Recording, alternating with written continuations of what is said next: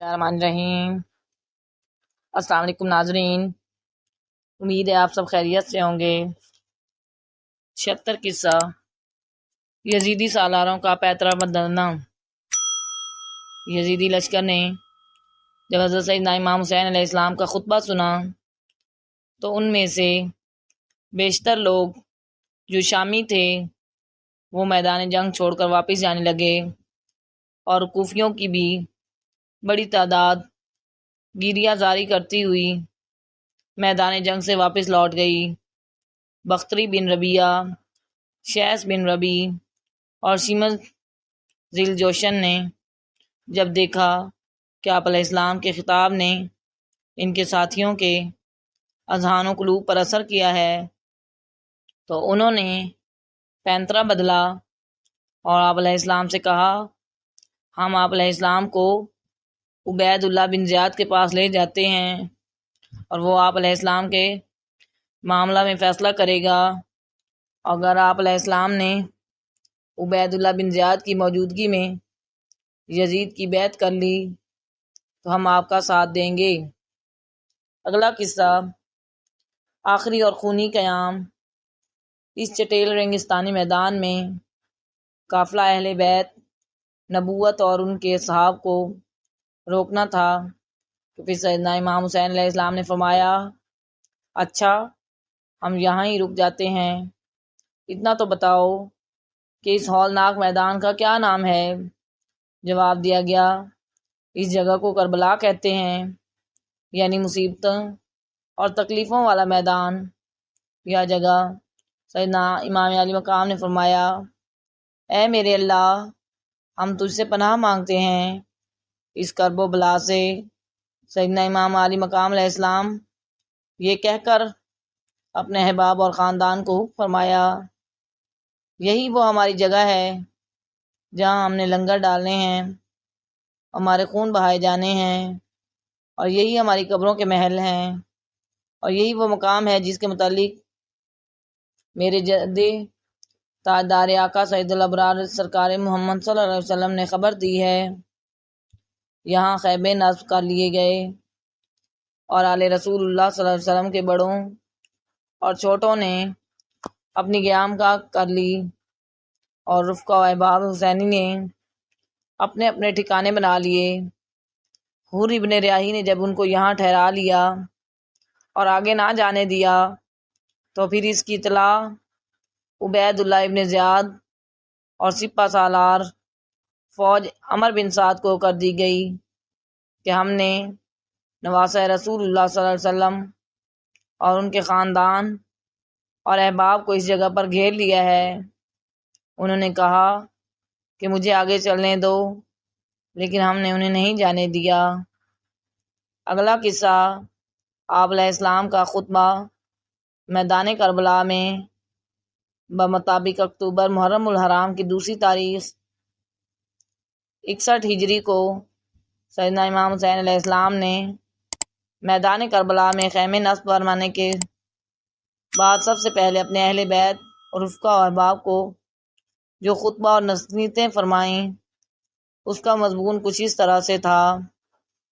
سب سے پہلے آپ نے اپنی اولاد اور بھائیوں اور تمام اہل بیت کو جمع کیا اور کچھ دیر تک ان کی طرف دیکھتے رہے اور رو پڑے اور بارگاہ خداوندی میں یوں عرض کیا، اے اللہ، ہم تیرے نبی کی عزت ہیں اور ہم کو زبردستی آقا جد نامدار کے شہر اور ہم سے دور کیا گیا ہے، ہم پر ظلم و ستم کیا گیا ہے، تو ہمارے حق کو پورا فرما اور ظالموں پر فتح و نصرت عطا فرما۔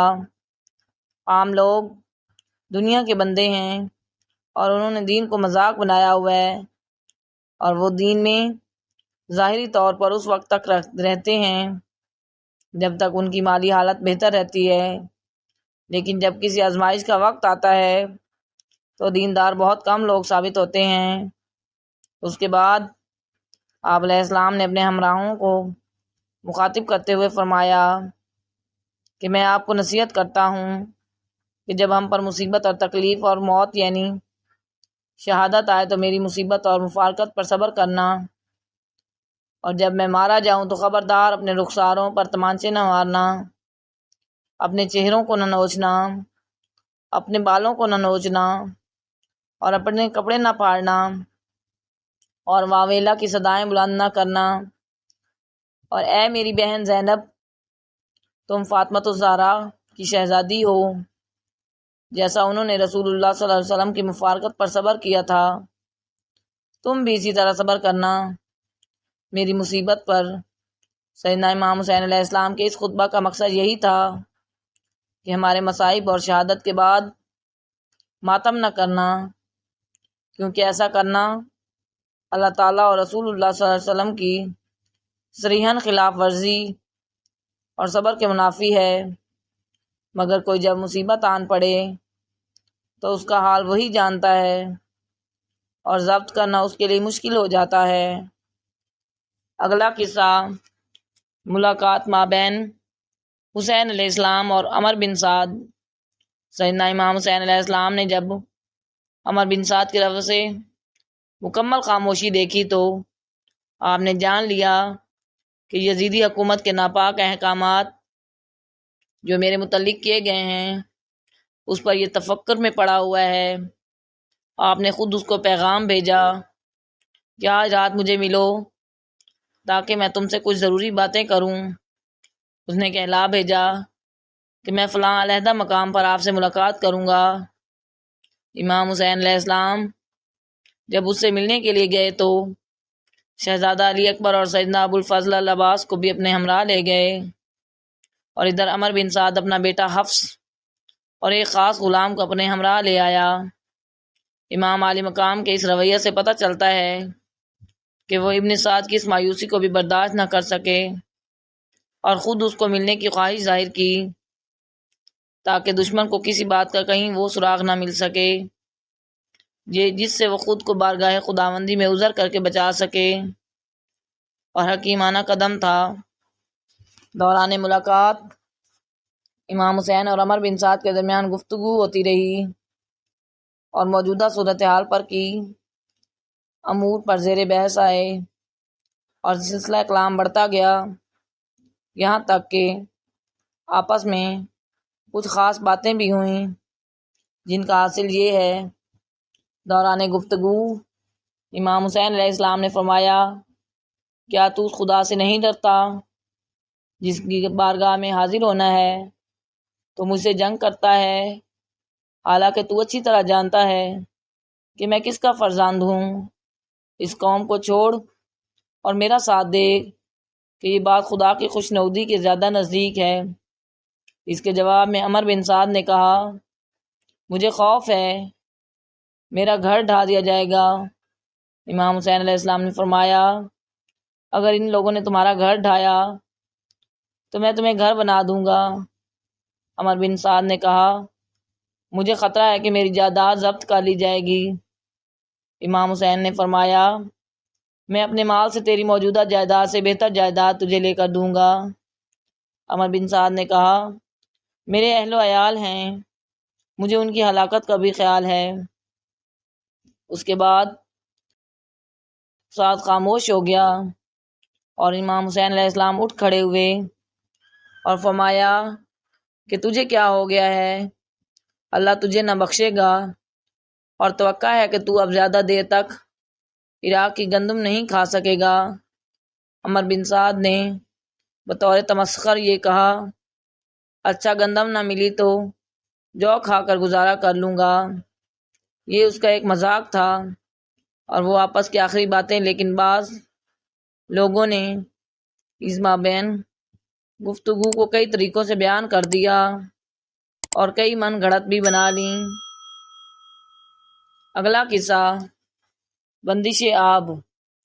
پریشان کن صورتحال جو 2 محرم سے جاری تھی، اب وہ 7ویں محرم کو اس نہج پر آن پہنچی کہ دریائے فرات کا پانی، جس کو 5 یوم تک تو پہلے ہی بڑی دشواری کے ساتھ اس بے آب و گیا اور چٹیل میدان میں دریائے فرات سے خاندان نبوت پانی استعمال کرتے رہے اور پیتے بھی رہے، لیکن اب 7ویں محرم کو مکمل طور پر خاندان نبوت کو پانی کی بندش کو عملی شکل دی جا رہی ہے۔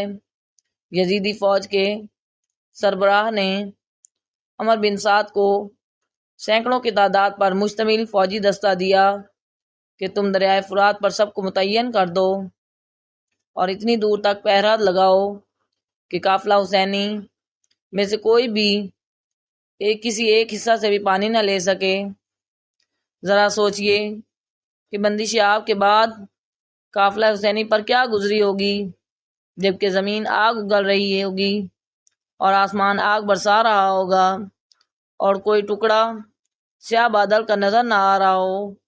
ایسے چٹیل ریگستانی تپتپے ہوئے میدان میں جب پانی تک بند کر دیا جائے تو ان کا اندازہ لگانا مشکل ہوگا کہ خاندان نبوت کا کیا حال ہوا ہوگا۔ بوجہ شدت پیاس العطش کی صدائیں بلند ہوتی ہوں گی اور ساقی کوثر کے خاندان کے دلارے آج ایک قطرہ پانی کے لیے ترسے ہوں گے۔ اگلا قصہ حصول آب کے لیے کوشش کارگر نہ ہوئی۔ روایات سے معلوم ہوتا ہے کہ پیاس کی شدت جب بڑھتی گئی تو سیدنا امام عالی مقام کے رفقا و احباب میں سے ایک شخص بریدین خطیر ہمدانی نے سیدنا امام عالی مقام سے اجازت طلب کی کہ اس بندش آب اور خاندان نبوت کے آتش کو صداؤں کے پیش نظر مجھے یزیدی فوج کے سربراہ عمر بن سعد سے بات کرنے دیں۔ چنانچہ بریدین حضیر ہمدانی اجازت لے کر عمر بن سعد کے پاس گئے تو اس سے کوئی سلام و خیر نہ کہا۔ اس نے کہا، اے ہمدانی، کیا میں مسلمان نہیں ہوں جو تم نے مجھے سلام بھی نہیں کیا؟ ہمدانی نے کہا، کیا تم مسلمان ہو جو کہ رسول اللہ صلی اللہ علیہ وسلم کی عزت کے قتل کرنے کا ارادہ رکھتے ہو؟ عمر بن سعد نے اس بات کا کچھ جواب نہ دیا۔ پھر ہمدانی نے کہا، دریائے فرات کا پانی ہوش و طیور پی رہے ہیں، لیکن حسین ابن علی اور ان کے بھائی اور خواتین بچے پانی نہ ملنے سے دم توڑ رہے ہیں۔ اس کے جواب میں عمر بن سعد نے کہا، اے ہمدانی، میں خوب جانتا ہوں میں مگر کروں تو کیا کروں؟ مجھے عبید اللہ بن زیاد نے اس کام پر مامور کیا ہے۔ ہمدانی کو یقین ہو گیا کہ اس پر اس بات کا قطعاً کچھ اثر نہیں ہوا۔ وہ مایوس ہو کر بارگاہ امام حسین علیہ السلام میں واپس آ گئے۔ اگلا قصہ امام زین العابدین کو وصیت۔ حضرت سیدنا امام حسین علیہ السلام بیویوں کو نصیحت کرنے کے بعد اپنے فرزند حضرت سیدنا علی ابن حسین کے پاس گئے اور انہیں آغوش میں لے کر بوسہ لیا اور فرمایا، تم جب مدینہ منورہ پہنچو تو میرے دوستوں کو میرا سلام کہنا اور کہنا کہ میرے باپ نے مجھے اس کی وصیت کی تھی، اور جب کبھی تمہیں کوئی دکھ یا تکلیف پہنچے تو تم میرے اس دکھ اور تکلیف کو یاد کرنا، اور جب دیکھو کسی کی گردن ناحق کاٹی گئی ہے تو تم مجھے یاد کر لینا، اور جب بھی ٹھنڈا پانی پیو تو میری پیاس اور اس جگہ کی تپش یاد کر لینا۔